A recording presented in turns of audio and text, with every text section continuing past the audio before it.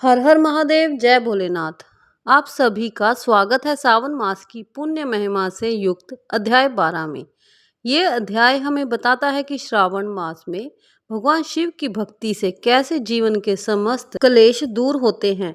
आज की कथा में हम जानेंगे कि एक ऐसे भक्त की कहानी जिसने सावन में सच्चे मन से उपवास और पूजन कर चमत्कारी फल प्राप्त किया। कथा प्रारंभ करने से पहले हम माँ पार्वती की तपस्या और शिव से विवाह की कथा जानेंगे। बहुत प्राचीन काल की बात है। हिमालय की पुत्री माँ पार्वती ने जब अपने पूर्व जन्म की स्मृति को पाया, तब उन्हें ज्ञात हुआ कि वह सती के रूप में पूर्व जन्म में भगवान शिव की पत्नी थी। इस जन्म में वह पुनः शिव को पति रूप में प्राप्त करना चाहती थी, परंतु भगवान शिव तो सती के वियोग में तपस्यारत थे और संसार से विरक्त हो चुके थे।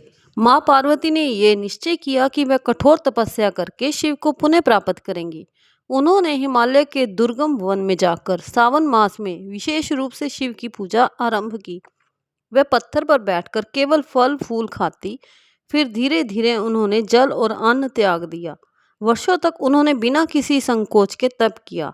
सावन के प्रत्येक सोमवार को विशेष व्रत रखकर उन्होंने भोलेनाथ का ध्यान किया।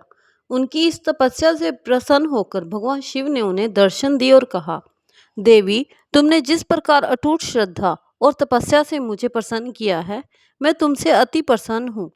फिर भगवान शिव ने माता पार्वती को अपनी अर्धांगिनी के रूप में स्वीकार किया। इस प्रकार सावन मास में की गई भक्ति और व्रत से माँ पार्वती को शिवजी का साथ मिला। ये कथा हमें सिखाती है कि सावन मास में श्रद्धा और भक्ति से किया गया तप, व्रत असंभव को भी संभव बना सकता है। माँ पार्वती का धैर्य, विश्वास और समर्पण ही उन्हें शिव जैसे विरक्त महायोगी का साथ दिला सका। तो चलिए आरंभ करते हैं श्रावण मास का ये पावन अध्याय। श्री शंकर भगवान ने श्री सनत कुमार से कहा, हे तात, अब मैं तुमसे श्रावण मास के शुक्ल पक्ष की तृतीया तिथि को किया जाने वाला शुभ स्वर्ण गौरी व्रत कहूंगा। उस दिन साधक को प्रातः काल उठकर स्नान आदि करके संकल्प करना चाहिए। 16 उपचार से भगवान शिव और पार्वती जी का अर्चन करके ये प्रार्थना करनी चाहिए, हे देवाधिदेव, हे जगतपते, हे सुरोत्तम, मेरी पूजा आप स्वीकार करें। महादेवी भवानी के व्रत की पूर्ति के 16 वायन दंपतियों को देने चाहिए और कहना चाहिए कि मैं भवानी के प्रियत्यर्थ तथा व्रत पूर्ति के निमित्त उत्तम ब्राह्मणों को वायन देता हूँ। चावलों के आटे से बनाए गए 16 पकवान बांस की 16 टोकरियां में रखकर वस्त्रों से युक्त करके सपत्नी 16 ब्राह्मणों को बुलाकर इस प्रकार निवेदन करना चाहिए, मैं व्रत की संपूर्णता और फल प्राप्त करने के लिए ये वायन देता हूँ। अलंकार आदि से संपन्न पतिव्रत धर्म युक्त शोभन सुवासिनी इसे स्वीकार करें। इस तरह 16 वर्ष, 8 वर्ष, 4 या 1 वर्ष व्रत करके उद्यापन करना चाहिए। अर्चन की समाप्ति पर कथा सुनकर व्यास का अर्चन करना चाहिए। सनत कुमार जी ने भगवान श्री सदाशिव से कहा, हे प्रभु, इस व्रत को किसने किया था, इसका महात्म्य क्या है, आप ये सब मुझे बतलाइए। भगवान शंकर जी ने कहा, हे ब्रह्मपुत्र, आपने बहुत अच्छी बात पूछी है, मैं सब कुछ तुम्हें बतलाता हूँ। हे महाभाग, ये स्वर्ण गौरी नामक व्रत प्राणियों को धन धान्य से सुखी करने वाला है। प्राचीन काल में सरस्वती के किनारे सुविला नामक की एक प्रसिद्ध नगरी थी। उसमें कुबेर के तुल्य चंद्रप्रभा नामक राजा राज्य करता था। उसकी महादेवी तथा विशाला नाम की 2 अति सुंदर रानियां थीं। उन दोनों में से राजा को बड़ी रानी महादेवी अधिक प्रिय थी। राजा उसे देह प्राण से चाहता था और उस पर जान छिड़कता था। एक दिन राजा शिकार खेलने के लिए वन में गया। वहाँ सिंह, शार्दूल, वारा, अरना, भैंसे, हाथी आदि का शिकार करके प्यास से व्याकुल हो राजा जंगल में इधर उधर घूमने लगा। घूमते हुए वहाँ पर एक तालाब देखा जो कि भ्रमर, चक्रवाक, कारणव, पपीहा आदि जीवों तथा रंग बिरंगे विकसित कुमुद, उत्पल एवं कमल, मल्लिका, चमेली आदि से युक्त था। उसने तालाब के किनारे जाकर उसका उत्तम जल पिया।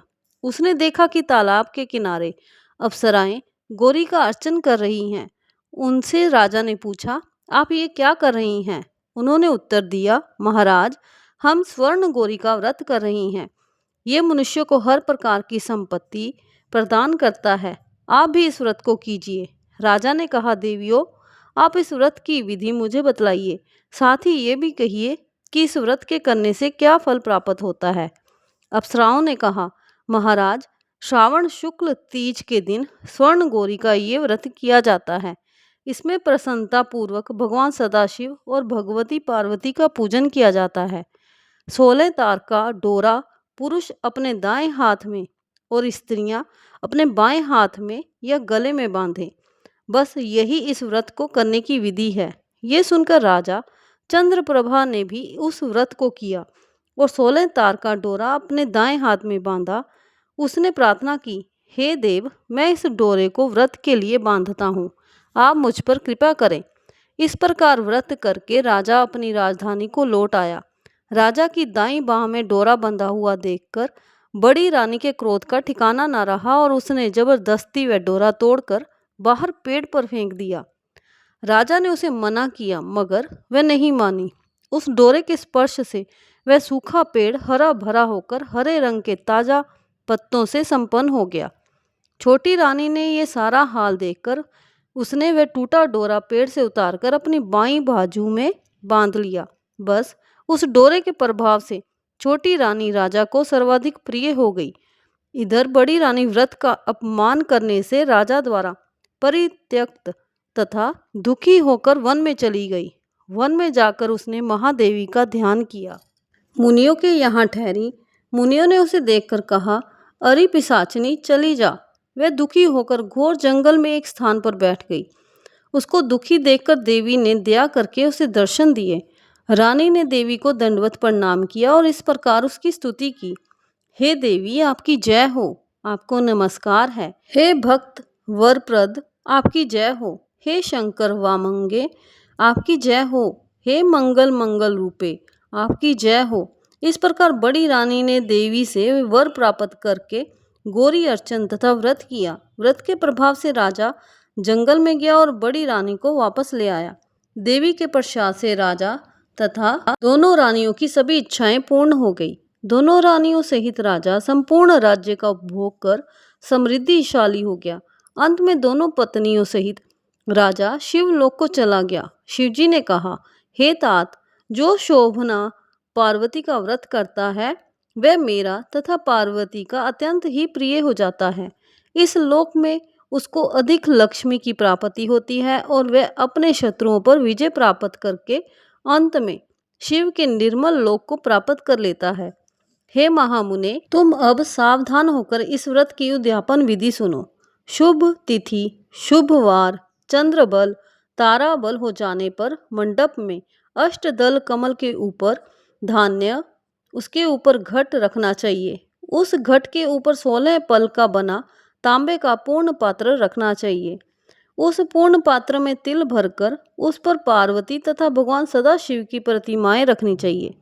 2 श्वेत कपड़े और श्वेत यज्ञोपवीत रखनी चाहिए। यथाविधि वेद मंत्रों से पूजन करके रात में जागना चाहिए। अगले दिन प्रातःकाल फिर पूजन करके हवन करना चाहिए।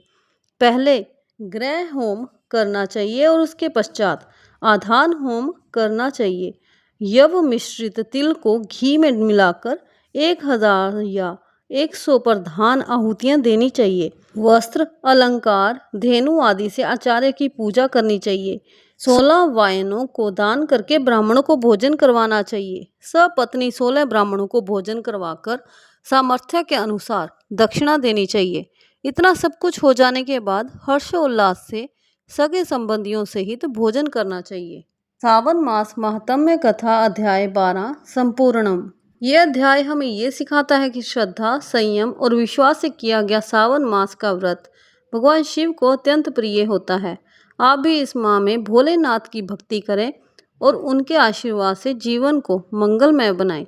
जय जय शिव शंकर भोलेनाथ की जय। हर हर महादेव। जय भोलेनाथ।